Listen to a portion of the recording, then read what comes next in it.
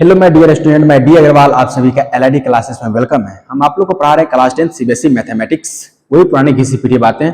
और ऐसा करो, थोड़ा सा मेरे फ्यूचर के बारे में सोचते हुए चैनल को लाइक शेयर एंड सब्सक्राइब करो, ठीक है।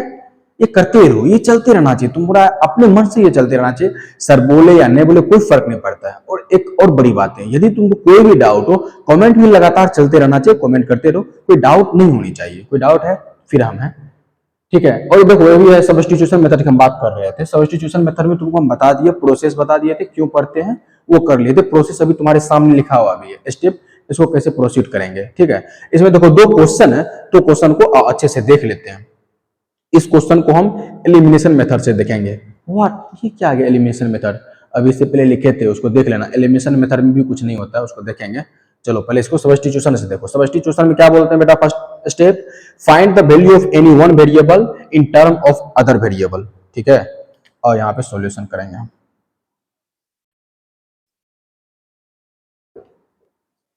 सॉल्यूशन ऑफ क्वेश्चन नंबर 1, ठीक है। ये हो गई 1, ये हो गया 2। किसी एक से, तुम्हारा जिससे मन है उससे किसी एक वेरिएबल का वैल्यू निकाल लो। हम यहाँ से x का निकालते हैं, तो उधर हो गया बेटा। यदि हम x बराबर निकालें,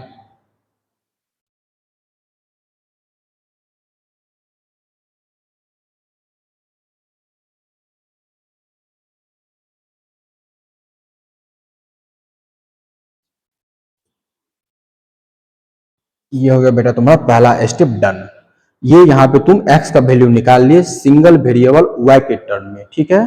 पहला स्टेप डन। तो दूसरा स्टेप है, चलो पुट दिस वैल्यू p, वहां p था, यहाँ पे x निकाल, यहाँ p है, वहां पे x निकाले। x in other equation at the place of same variable, x निकाले हैं तो x के जगह पे ही पुट करेंगे हम। अच्छी बात है, इतना बुद्धू नहीं है हम, x के जगह पे ही पुट करना है। 9 into y plus √2/3।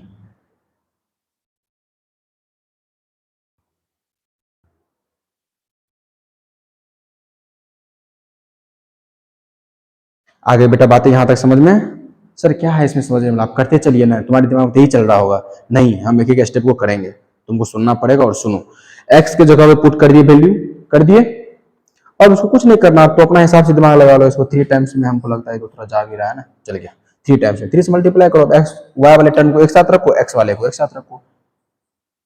3 of y plus 3√2 plus 4y equal to 7। देखो यहाँ पे 3 से बाहर मल्टीप्लाई होता है, अंदर मत कर देना, पूरा सिस्टम बदल जाएगी फिर, ठीक है। अब यहाँ लो 3y plus 4y equal to 7y। 7y plus 3√2 equal to बेटा 7। इसको इस तरह लेके चल जाओ।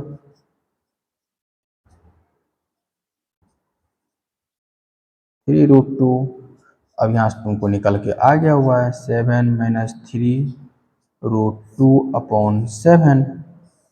ये निकल गई y की वैल्यू। y की वैल्यू को एज इट इज यहाँ पे पुट कर दो। इक्वेशन नंबर जो थर्ड तुमको बोल रहा है, y की वैल्यू यहाँ पे पुट करेगा, तुमको ये मिल जाएगी।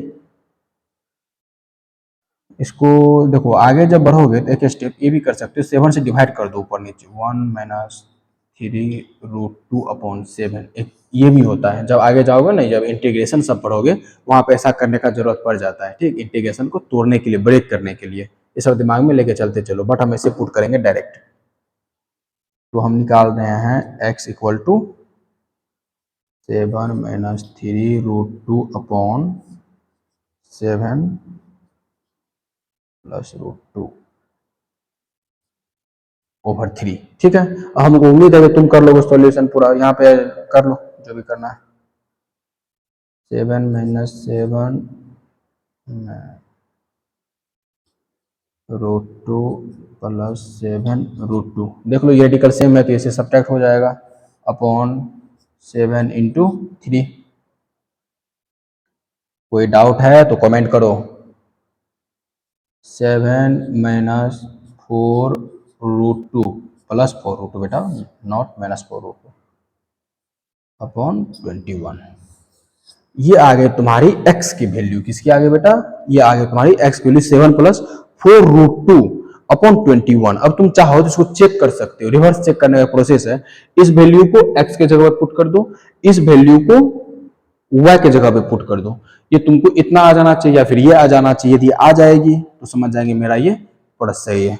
एक बार हम करके देखें क्या, थोड़ा सा करके देख लेते हैं। इसको डेट मार रहे हैं, देख लो ये पहले की बातें हैं।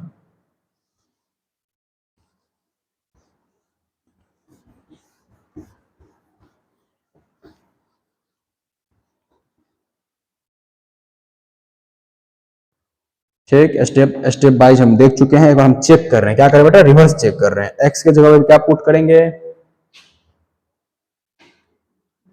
3 times of 7 plus 4√2 upon 21 minus y के जगह पे क्या पुट करेंगे बेटा, 7 माइनस 3√2, 7 माइनस,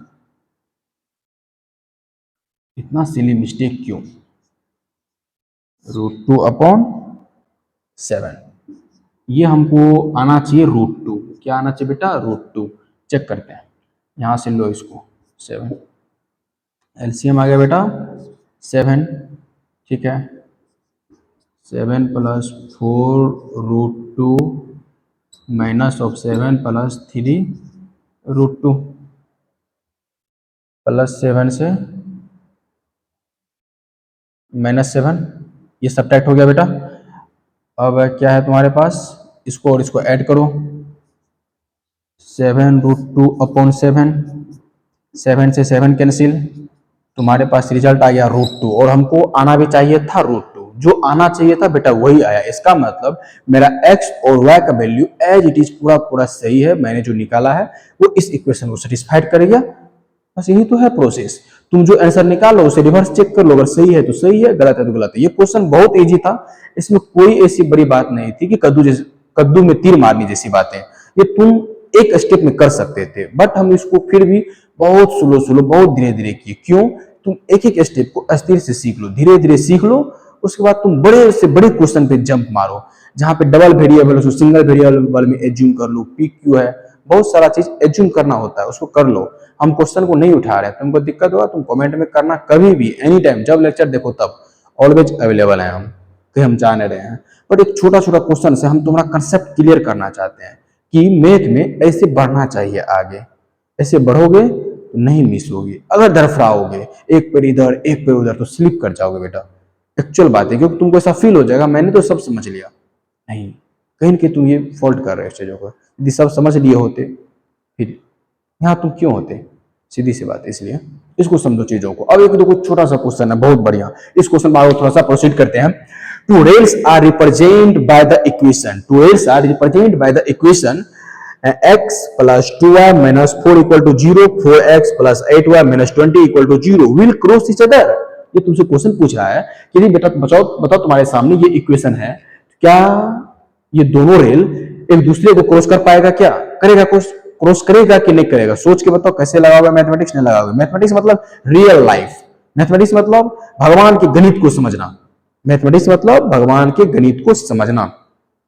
हाँ, एक बातें ये आ गई कि थोड़ा सा भगवान गणित के बारे में, सच में ये बातें एग्जैक्ट, वो क्या बोलते हैं, एग्जैक्ट फैक्ट है, ये ट्रूथ है कि भगवान एक बहुत बड़े गणितज्ञ रहे होंगे जिन्होंने संसार को इतने अच्छे से सजाए हैं, सिस्टमेटिक तरीका से सजाए हैं। यदि आपको उसी भगवान के उस दुनिया को समझना है, उनसे यदि प्यार करनी है, तो आपको मैथमेटिक्स पढ़ना ही होगा। मैथमेटिक्स पढ़ के ही आपका वैसा ब्रेन डेवलप हो पाएगा, चीजों को उतने अच्छे से सोच पाएंगे। मैथमेटिक्स वो चीज है। ठीक है, चलो भाषण बहुत होगी, इस क्वेश्चन के बारे में देखो, इसको हम रीड करें, इसका सॉल्यूशन करें। Thank you.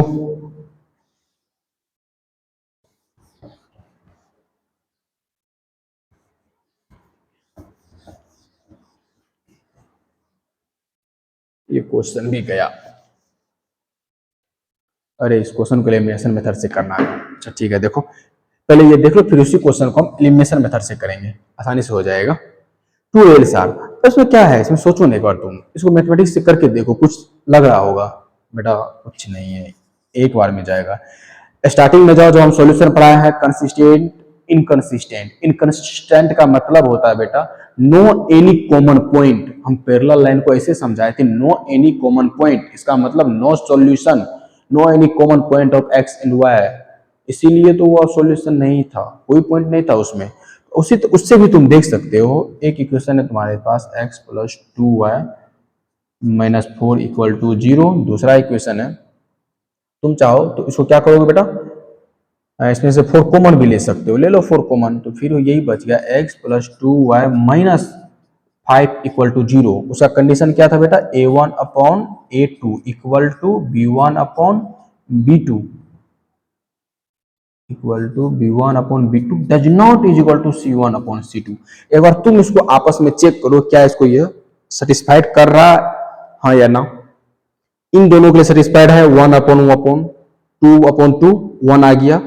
4/5 कभी होगा क्या, इस सब के बराबर होगा, 1 के बराबर तो नहीं होगा 4/5, 0.2 40 0.8, तो वो नहीं हो पाएगा। तो इसीलिए इसमें नो एनी कॉमन पॉइंट, क्या है बेटा, नो एनी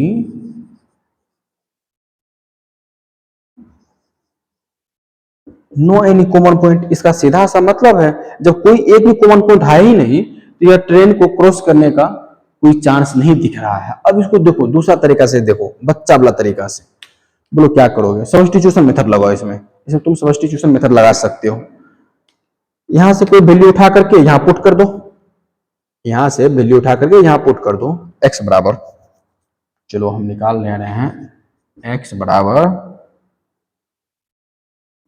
5 - 2y, बेटा निकल गया, एक्स बराबर 5 - 2y, पुट कर दो इक्वेशन नंबर फर्स्ट में। ये तुम्हारे पास सेकंड था, सेकंड से वैल्यू निकाले, 2 में पुट कर रहे हैं, एक्स का वैल्यू पुट करेगा 5 - 2y plus 2y minus 4 equal to 0। सही है बेटा, किसे पुट कर दिया है, पुट इन 1 में पुट किए हैं, देखो ये गया, 5 में से 4 गया, 1 इक्वल टू 0 होगा क्या, पॉसिबल है क्या, पॉसिबल नहीं है तो फॉल्स बोलो ना, पॉसिबल नहीं है तो फॉल्स बोलो, यदि फॉल्स है तो यह सीधी सी बात है, क्रॉस कभी नहीं करेगा। ये क्वेश्चन भी तुम्हारे सामने, ये क्वेश्चन खत्म हो गया, इसमें कुछ नहीं बची है बातें, इसको एरेज कर रहे हैं, ठीक।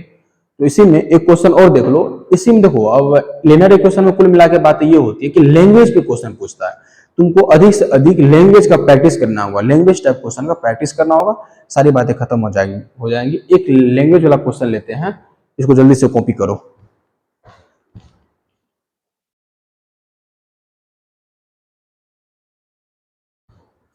चलो देखो, जैसे बोले अभी एक लैंग्वेज वाला क्वेश्चन देख लेते हैं, बहुत छोटा सा क्वेश्चन है, क्या है ना, छोटा सा क्वेश्चन, बहुत छोटा सा क्वेश्चन है, और आप कोई एक स्टैंडर्ड बुक फॉलो कर रहे होंगे, उसमें इससे भी छोटा छोटा क्वेश्चन होंगे, नहीं, लैंग्वेज बड़े होते हैं, सॉल्यूशन देखेगा कितना सारा आता है, बहुत छोटा छोटा आता है, लैंग्वेज में वो बड़े रहता है, इतना भयानक, इधर से बूट गया, ये गया वो गया, बस वो तुम्हारा ना कंसिस्टेंसी चेक कर रहा है, प्रेजेंस ऑफ ब्रेन चेक कर रहा होता है। क्वेश्चन तो बना ही लोगे, बन ही जाएगा। देखो बोल रहा है कि the taxi charges in a city consist of a fixed price charge together with the charge for a distance cover। जितना डिस्टेंस कवर करेगा उसका चार्ज तो लगेगा ही, बट उस सिटी में जो ट्रेवलिंग कर रहा है उसका भी कुछ ना कुछ फिक्स्ड चार्ज है। आ रही है बातें समझ में, 100 किलोमीटर चलेंगे, इसका भाड़ा भाई ठीक है 200 रुपया, बट उसमें कुछ एक्स्ट्रा चार्ज उसका फिक्स्ड पहले से किया हुआ है, वो भी है, कुछ ना कुछ उसमें ऐड होते हैं, ये कहना है इनका। For a distance of 10 kilometre, यदि फिक्स्ड चार्जेस को मिला दिया जाए और 10 किलोमीटर चलने में उस सिटी में इसको लगा कितना, 105 टका, एंड फॉर उसी सिटी में फिर से उसी फिक्स्ड प्राइस पर चलने में लग गया 155 taka, 155। What are the fixed charge, उसी सिटी का जो फिक्स्ड चार्ज क्या है, एंड चार्ज पर किलोमीटर, चार्ज पर किलोमीटर क्या है ना, कितना आसान क्वेश्चन, लगाओ दिमाग हो जाएगा। और 35 किलोमीटर चलेगा उसी सिटी में तो कितना चार्ज लगेगा, फिर से कीजिए, सॉल्व कीजिए, कुछ नहीं, ठीक है, करके देखें हम, या तुम करोगे, तुम भी करो हम भी करते हैं, सबको करना होगा, एटलीस्ट एग्जाम में तुम ही को करना होगा, है? मान लो देखो कुछ नहीं, इसमें जो पूछ रहा है उसी को लेट्स एज्यूम कर लेते हैं, late fixed charge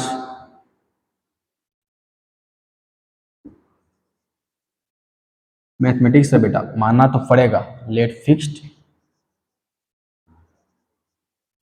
charge x rupees. ठीक है बेटा, फिक्स चार्ज कितना हो गया, एक्स रुपीज। अब पर किलोमीटर चार्ज, फिर पर किलोमीटर चार्ज कितना बेटा, वाई रुपीज। फिक्स चार्ज होगा उसी सिटी का जो अपना होगा एक्स पर किलोमीटर वाई। अब कुछ बचा नहीं, कर दो फिक्स चार्ज, तो वैसे के वैसे जाएगा ना, एक्स प्लस। अब देखो यहां पे बात है 10 किलोमीटर चला तो पर किलोमीटर का वाई, तो 10 किलोमीटर का 10 वाई का हो जाएगा ना, 10 y, 10 kilometre 10 y equal to total कितना बेटा 105। ये 1 किलोमीटर का, तो 10 किलोमीटर का 10 हुआ है, ये चार्ज है ना, तो चार्ज के बराबर तो चार्ज करना पड़ेगा ना, पैसा बराबर ही पैसा हो सकता है, किलोमीटर नहीं। 1 किलोमीटर चलने में एक्स रुपया लगा, तो 10 किलोमीटर चलने में 10 वाई लगा, मतलब 1 किलोमीटर चलने में उसको वाई रुपीज लग रहा है, तो 10 किलोमीटर चलने में 10 वाई रुपीज लगेगा, पैसा बराबर पैसा। ठीक ना, ये भी समझने की बातें होती है। और लीनियर इक्वेशन चल रहा था, तो इसमें तुमको हम एक बातें नहीं बताएं, वो जान लेना बहुत जरूरी है।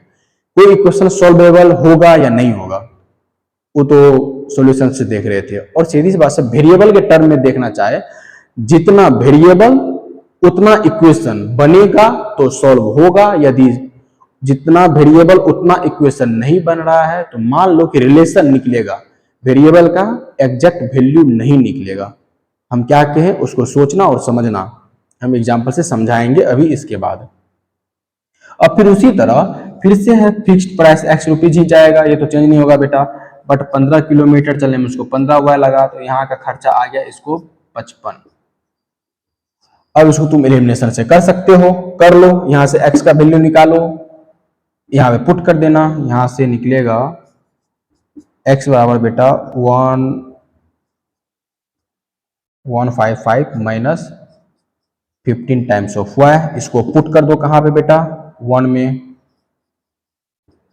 पुट इन 1, पुट इन 1, 1 में पुट कर रहे हैं at the place of x।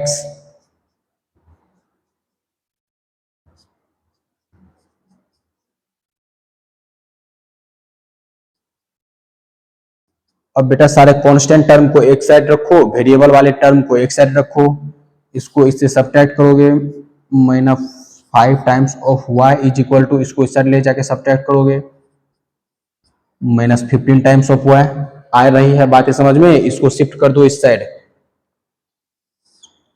निशान दे दिए, चल गया, माइनस से माइनस कैंसिल हो गया बेटा, मतलब उसके ले जाके कर सकते तो ठीक है।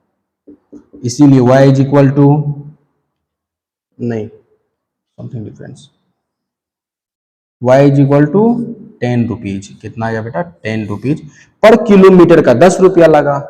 ठीक ना, y का वैल्यू क्या करोगे, सब्स्टिट्यूशन है, इसको जाकर के तुम यहाँ पे पुट कर दो, y का यहाँ पुट करोगे तो x इज इक्वल टू निकल जाएगा 155 माइनस 150 बेटा 5 रुपीज, 5 रुपीज।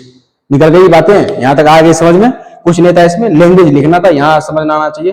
फिक्स्ड प्राइस तो फिक्स्ड ही रहेगा ना एक सिटी के लिए, वो मतलब मेरा फिक्स्ड प्राइस इतना रुपया है तो वो फिक्स है, उसमें कोई दिक्कत नहीं है।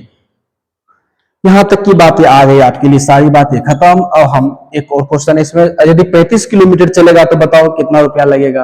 अब बताओ बेटा 35 किलोमीटर, सोचो, पर किलोमीटर वाई रुपीज, वाई का वैल्यू निकल गया कितना 10। अब तुम 10 से मल्टीप्लाई कर दो, हो जाएगी तुम्हारी सारी टाटा फिश, वो हो गई गलत।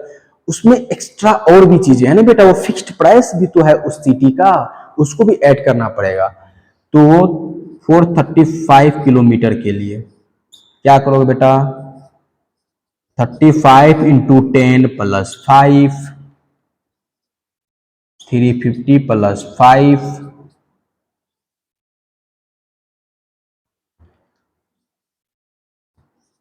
355।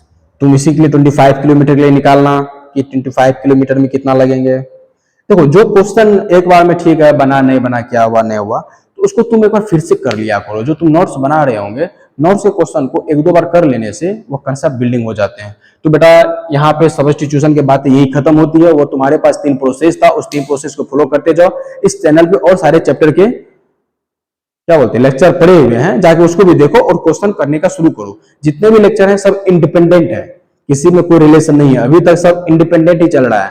अब आएंगे डिपेंडेंट वाले चैप्टर, ठीक ना।